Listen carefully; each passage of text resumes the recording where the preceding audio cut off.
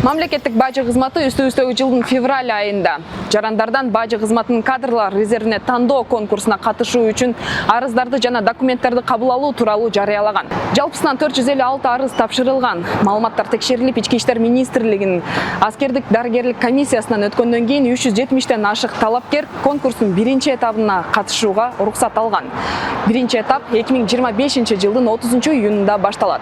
Бул видеодо конкурс кандай өтөөрүн жана жалпысынан 3 этаптан турган тандоонун ар бир этабында талапкерлерди эмне күтөөрүн айтып беребиз. Биринчи этап бул дене тарбия даярдыгы боюнча нормативтерди тапшыруу. Ар бир кандидат төмөнкү нормативтерди аткарышы керек. Эркектер үчүн 100 метрге чуркоо, 1000 метрге чуркоо, тилкеде тартынуу. Аялдар үчүн 100 метрге чуркоо, 1000 метрге чуркоо, тилкеде турган абалда колду бүгүп кайра туруу.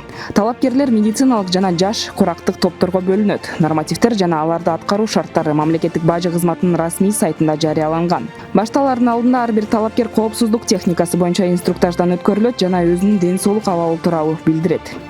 Эгер талапкер кайсы бир көнүгүүдөн канааттандырарлык эмес деген баа алса, ал кийинки этаптарга өткөрүлбөйт. Экинчи этап тест тапшыруу. Талапкерлерге 60 мүнөт ичинде 100 суроого жооп берүү сунушталат. Бул суроолор системадагы 800дөн ашык даярдалган суроолордон туш келдии түрдө автоматтык түрдө тандалат. Айта кетсек, конкурстун катышуучулары суроолорго алдын ала даярданса болот. Биринчи жолу бардык суроолор алдын ала МБКнын сайтында кыргыз жана орус тилдеринде жарыяланган. Мындан тышкары логикалык ой жүгүртүү боюнча суроолор болот. Тесттин жыйынтыгын программа автоматтык түрдө эсептейт. Тестирлөөнү ийгиликтүү өтүш үчүн кеминде 75% туура жооп алуу керек. Маектешүүгө чейин талапкерлер көлөмү 100 сөзгө чейин эссе жазышат. Эссенин темасы жасалма интеллекттин жардамы менен онлайн түзүлүп, жазуу башталган учурда жарыяланат. Жазууга берилген убакыт 30 мүнөт. Маектешүү ар бир талапкер менен өзүнчө мамлекеттик же расмий тилде жүргүзүлөт. Бардык талапкерлер бирдей сандагы суроолорго жооп беришет.